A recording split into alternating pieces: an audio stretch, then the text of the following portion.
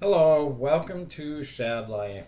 Today I'm going to talk about a few exercises I do to keep a strong core. And these are very cycling focused for me. I mean, it could be for anything else also, but I tend to focus on my mountain biking and BMX and even road biking and stuff. Um, it's pretty important to keep a strong core, and we want to keep not only your abdominals, which a lot of people think core is abs or six pack or whatever we like to talk or call it. But the reality is there's these long muscles in your back that are also really important. So some of these exercises I do really help with that lower back, especially, um, and so on and so forth. We tend to, and especially me, I'm a software engineer. I tend to be at a keyboard and be in this hunched over position, right? Um, and when I'm on my BMX bike, you're kind of like that. Road bikers, they are trained, especially the professionals, to have this kind of hunched over curve to their back, upper back. And the reason is for aerodynamics and things like that. So when we're in these, you know, unnatural positions, we want to do exercises to get us to come back out of that, where we're up and our chest is up and our head is up and things like that. So I'm going to go ahead and jump to my other camera in the living room, and we'll talk a little bit about these, and then I'll show you some of the exercises. Okay, so before you get started, a couple of things. One, a yoga mat comes in handy. I actually like the yoga mat on carpet, but this is a good enough yoga mat to where you could be on hardwood floor too. Make sure your pets are around so they can watch you. When I talk about yoga mat, get a good yoga mat from like a true yoga store or something, that's thick and has like, when you push on it, it doesn't just push right through to the floor. It's actually got like some density to it. So don't skimp out on a yoga mat. I mean, what I always find funny is we're riding like, $1,000, couple $1,000 bikes, and then somebody will go get something like a yoga mat from like Target or Walmart and not want to spend more than 10, 15, 20 bucks on a yoga mat. Those yoga mats, they're absolutely crap. How you can tell is like when you put them on a hard surface and you push down on the yoga mat, it just pushes right to the hard surface. There is not actually any good padding there, versus a quality yoga mat that has some density to it. So when you push on it, it just doesn't push right through, to the hard surface underneath. So get a good yoga mat, spend 30, 40. Like this one that I have is like an $80 yoga mat. So spend good money on a good yoga mat. You'll appreciate it. Your body will appreciate it. And it's just worth it to have good sporting equipment and not just go bottom of the barrel cheap at like these department stores, which all that sporting equipment is pretty much garbage in my opinion. Again, if that's all you can afford, by all means do something. But most of us, we're riding expensive bikes, we can afford better sports equipment. So another thing is wear loose clothing. I've got baggy shorts on that have a little bit of stretchiness to them. Just a regular t-shirt that I can move around in and I'm fine. Probably better to wear like a jersey or something, especially if you're gonna sweat, but I'm probably not gonna sweat too much doing these exercises. And yeah, make sure you just have total freedom of movement. And your clothes aren't binding on you. Don't wear jeans or something like that when you're doing this stuff. All right, so let's go ahead and get to it. Hey, these guys are ready, you can see. Okay, now that you know what to wear and to have a decent yoga mat, let's talk about what I really want to work on here. So when I talk about abs, we're talking about front, the six pack. Everybody, you know, that's like the thing everybody wants to have. I want to have a six pack, right? I definitely have one, but I definitely have a little bit of layer over the top, so you can hardly see it, but it's there. And then we want to talk about the lower back right in here. These long muscles, there's also muscles that go to the sides, things like that.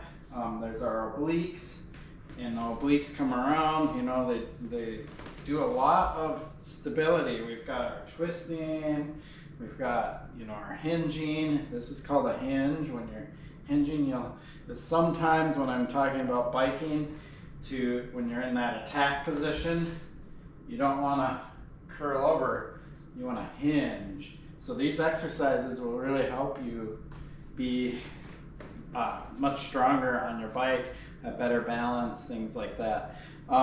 So we're really focused on these muscles and these muscles, but the ones that are ignored more than anything, even when people do work out, are these lower back muscles. They do not get a lot of attention, and they're probably some of the more important muscles in your core. Your core is going to consist of this whole area, not just your six pack, right? So you got your obliques, your abdominals, and then your back muscles. I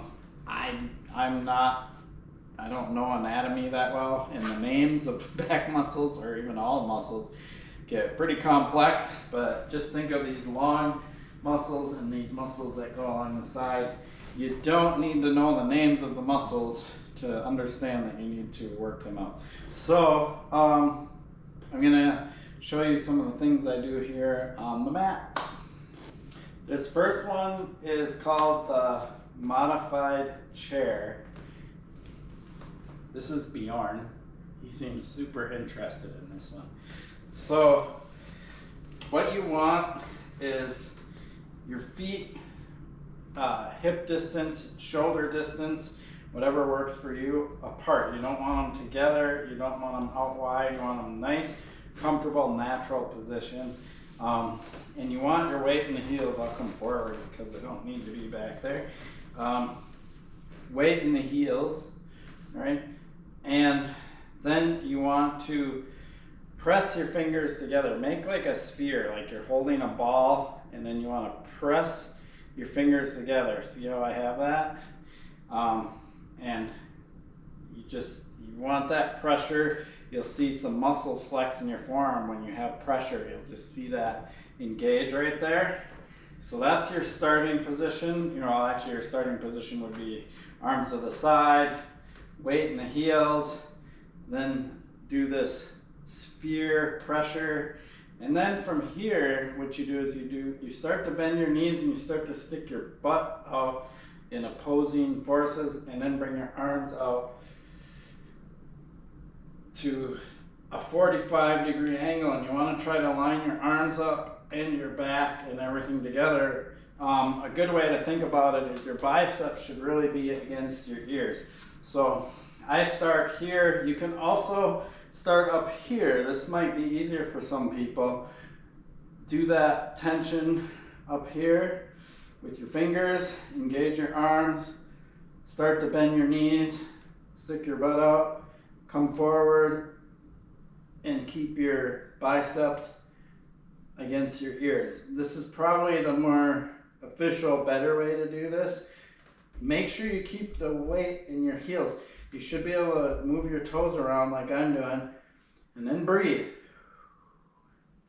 And then inhale, and as you exhale, lengthen and press your fingers and your hands that direction, and your tailbone that direction. You want opposing forces.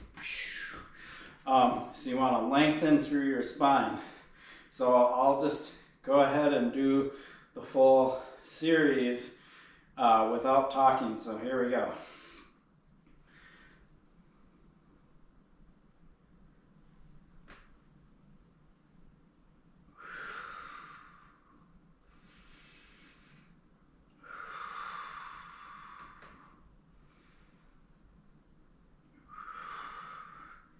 Then come up and out of it for a little bit. Give yourself a little break. If you want to shake your arms out, you can. And then go back in and settle in again. So I will do probably about 5 sets of that, and then shake it out.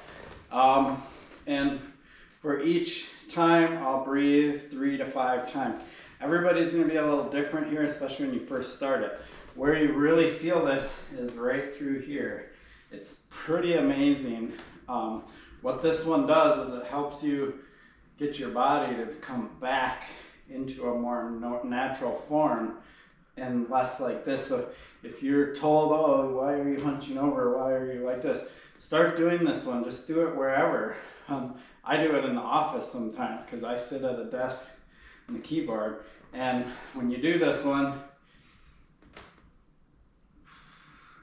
you will start to develop a more strengthened posture, if that makes sense. So this one is really important. It's one of my favorites. You can pretty much do it anywhere at any time. But there's definitely some more mat ones that will really help, especially for the lower back and the core. So let's check those out. Yeah, I know. So this next one, I call the chest lift. We're still focusing on the lower back here. We really want to strengthen these muscles. So this one will really work your lower back muscles, those long muscles I talked about earlier. So you start out laying flat on your mat. Point your toes. Don't go like this, have them pointed. Start out with your arms straight out in front of you and get nice and long. Then bring your arms back towards you. You want your elbows pointing back. You don't want them out like this. You want them pressed in and pointing back. Your hands to the side. Then you want to lift your hands and chest up off the mat. And I really feel this in my lower back. Now, the tricky part is lower your body, but keep your hands up. Keep your elbows back. Then lift.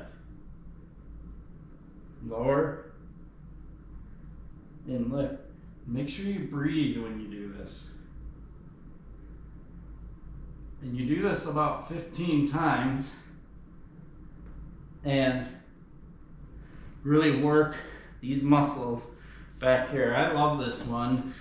There's another one down on the mat that I really like too that actually works the front. So I'll show you that next. This next one I call a modified plank. A plank, if you don't know, is the start of a push-up position, and planks are a great exercise too. Basically, you curl your toes under, you get yourself nice and flat, and plank. Again, a lot of people, I see the thing they do is they do this with their head. I even talk funny when I do that, or they're looking up. You want to keep your head in alignment with your spine, with your back when you do these. So this is a plank. The modified plank I like a lot more. Basically, you just drop your knees and you go down on your mat from a plank, and then where your hands go, and I'm gonna slide back so my hands stay on the mat because I want that stickiness. It doesn't matter where my toes go. So I have my knees down, I have my toes curled under, not like this, but curled under, just like I would have in a regular plank. And then I have my hands here. What's cool about this one is when you're first doing this, pull your elbows in and bring it so your upper arms are like perpendicular to the ground. And then lift your butt up and your whole torso off the mat. And hold. And then breathe. And keep your head in alignment with your spine. Not like this, nice alignment. And you can squeeze your abdominals in the front to hold this position. So this is really easy for me. So I want to make it more challenging. This is what makes this one cool. You can slide out just a tiny bit with your hands and then do it. And it suddenly becomes a little bit more challenging. And then if you want it more challenging, again, I gotta slide back. You can get your arms way out there, right? And then lift. And holy moly, I am like shaking. So basically, the complexity of this one, or the difficulty, is gonna be based on how far you bring your arms out. And you can work them to whatever level you're at, right? And you can gradually get them further out there. So basically what you want to do once you figure out where you want your arms is you're going to lift, hold for 15 seconds, come down, lift, hold for 15 seconds, come down. But you want a little bit of break in between. So you can do 15 and then 15 off and 15 on. And then if you want to lengthen it to 30, you can. But here I'll go up, 1, 2, 3, 4, 5, 6, 7, 8, 9, 10, 11, 12, 13, 14, 15. Then I'll come back down and I'll rest for about 15. And then I'll go up and do it again, right? So that is a really good one. It works all up in here a lot, and it still works the lower back some too, but this will actually get the front some. I love that one. Modified plank is what I call it. Okay, so now we want to work on the front. So you get down on the mat.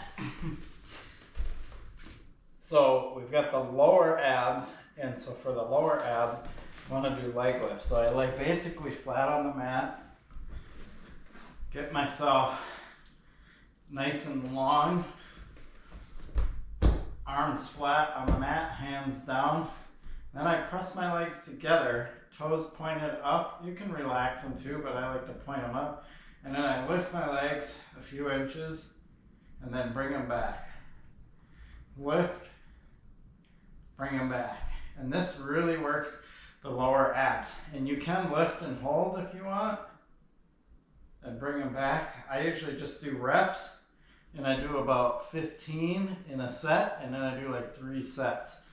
You can do 20 if you want, if this is easy for you. Another thing you can do if this is really easy for you and you've got pretty good lower abs is you can put ankle weights on.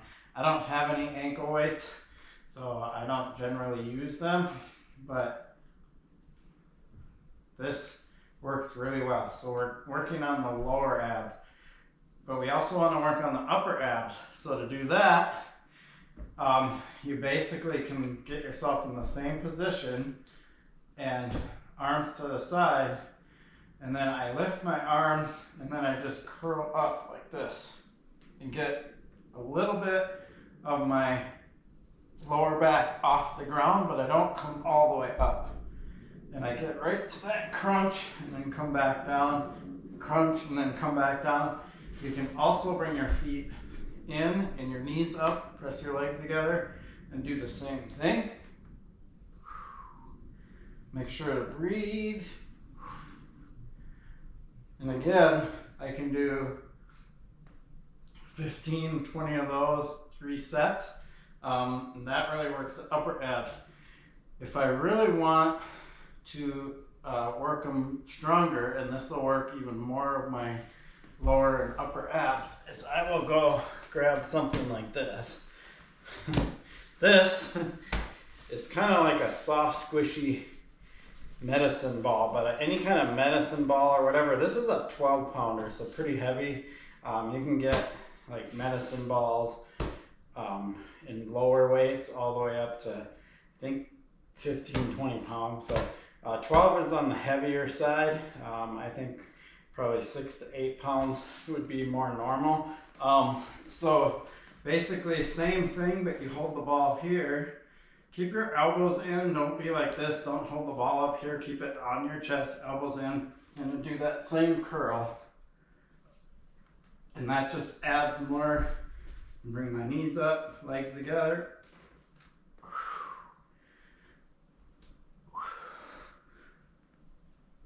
So basically, when I come up, I'm coming up, so I just lift a little bit of my lower back.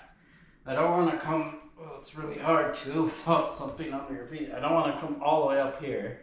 You can put your feet under something and do full sit-ups. I generally don't feel like this last bit does a whole lot. You can cover both your upper and lower abs by doing the leg lifts and by doing these crunches.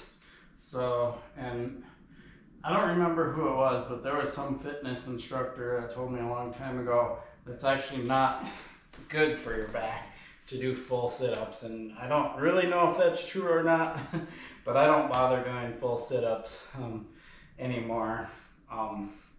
The total gym thing that I keep talking about, you can elevate the bench and you can hook your feet underneath and you can do full elevated crunches. That's kind of like what I always see in the gym, like hardcore, really want to get that six-pack.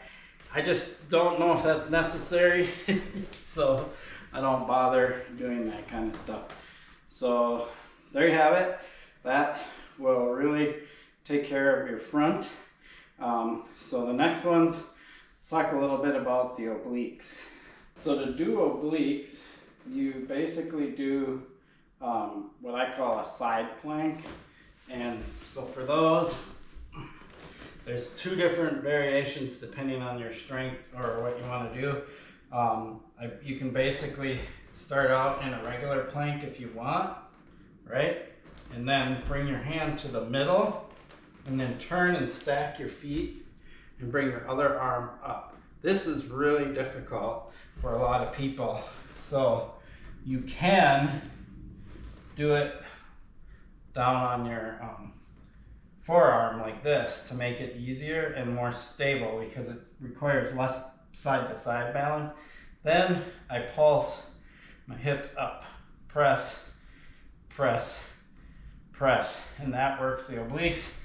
Then I switch over, do the other side, press, press, press, keeping my head again in alignment with my spine. I do about the same, 15 of those and 3 sets. And those really work your obliques here. And that's all part of this core support system.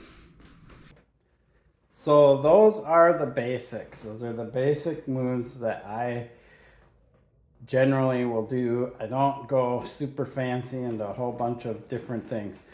Those few moves I just showed you take care of all of the core basics of strengthening your core. Other things that are really good is taking yoga classes, stuff like that. What yoga does is it really keeps you limber, well balanced, things like that. Being limber, being able to move your body around, and being well balanced are extremely important for biking. It doesn't matter if you're doing fancy stuff or not. Yoga, things like the tree pose, like it's like you get in there and you're just all like barely able to balance and shake. That kind of stuff is super good. Another thing is on your bike, practice track stands, like track stands, balancing in place, stuff like that. Like having really good balance is part of your core and the basis of all biking. So the more you work on your core like this and strengthen your core and don't ignore the rest of your body.